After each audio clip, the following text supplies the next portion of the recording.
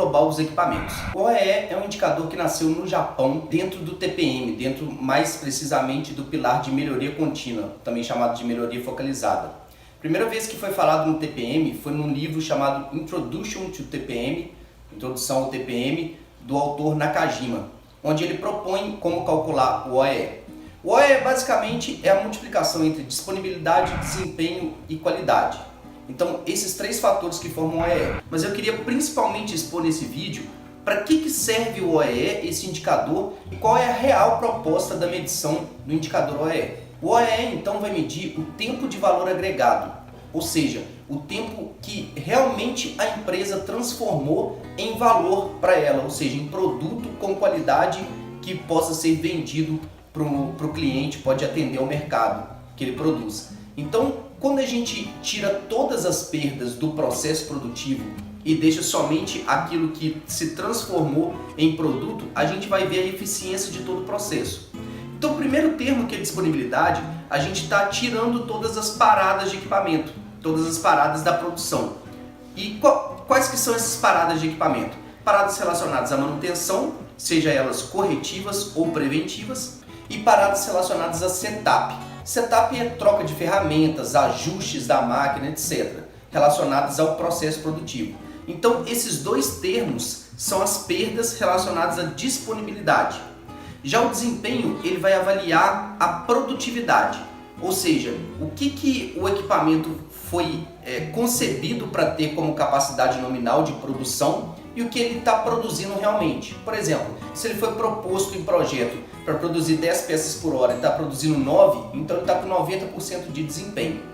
E dentro do desempenho, as perdas relacionadas ao desempenho são perdas por velocidade e perdas por microparadas. Microparadas são aquelas paradas que não estão relacionadas nem às manutenções corretivas ou preventivas, nem a setup, que são paradas que são de difícil identificação da causa das paradas. Então são paradas muito curtas, mas que a soma delas no final às vezes está atrapalhando o processo produtivo também, principalmente na produtividade. Perde-se produtividade porque o equipamento desarma por algum motivo e depois rearma de novo e continua a produção, então acaba não produzindo na sua capacidade nominal também. E o terceiro termo é a qualidade. A qualidade nada mais é do que o produto sendo produzido com a qualidade que o cliente exige. Ou seja, aqueles produtos produzidos que não estão com a qualidade que o mercado vai aceitar, vai ser descartada. Então, mesmo que naquele tempo que eu produzi produtos que vão ser descartados, é tempo perdido também.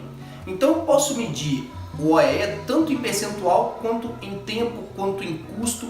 Como assim? Em percentual, do 100% do meu tempo que era para eu estar produzindo, quanto tempo real eu produzi, quanto tempo real a máquina estava produzindo.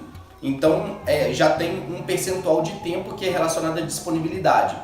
Um outro percentual de tempo é o desempenho. Então daquele tempo que realmente a máquina ficou funcionando, trabalhando, quanto tempo que eu transformei em produção dentro da capacidade nominal. Ou seja, a produção real já tirou uma parte, um percentual de desempenho que a máquina não produziu na sua capacidade nominal. E por fim, aquelas peças que eu descartei por falha de qualidade, quanto que representa em percentual.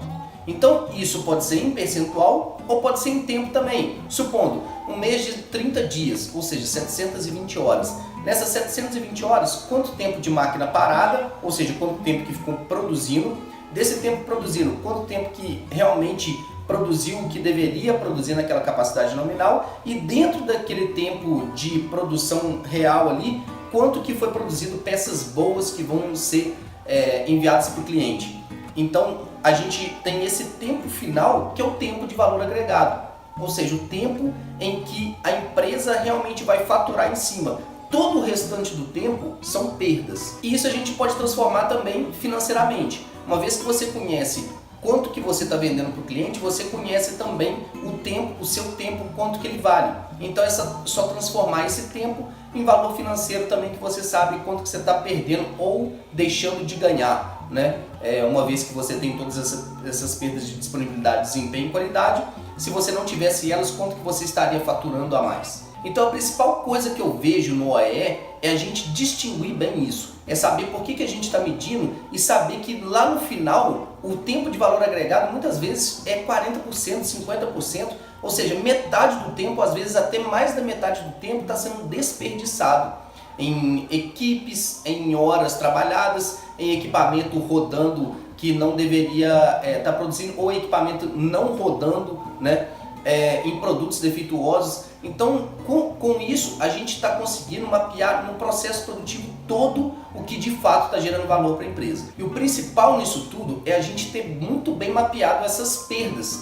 Porque uma vez mapeadas as perdas, a gente pode analisar elas, saber por que está acontecendo essas perdas, atacar elas para que a gente consiga cada vez mais um tempo de valor agregado maior, né? Então, por exemplo, eu vejo muitas pessoas às vezes expurgarem tempo de preventiva. Não, preventiva não entra no OEE. Tudo bem, se não é, pode calcular da forma que quiser, tá? Contanto que interprete a forma que se esteja calculando.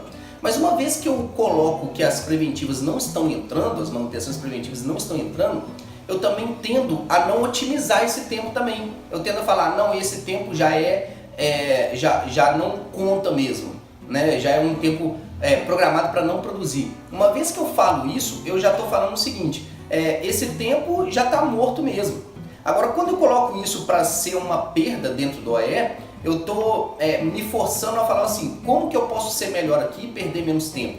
Como que eu posso fazer preventivas cada vez melhores? Então, um exemplo, por exemplo, é o setup, eu sempre cito esse exemplo, né, nos carros de Fórmula 1, né, que é a troca de pneu. Então, a troca de pneu é um fator preponderante para o piloto ganhar ou não a corrida.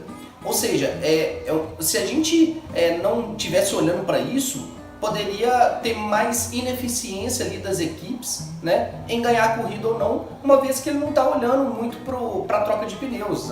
Demora quanto tempo for necessário, não importa. Então é muito importante a gente olhar para todas as perdas para a gente otimizar cada uma dessas partes do processo produtivo e conseguir uma melhor eficiência no final. Então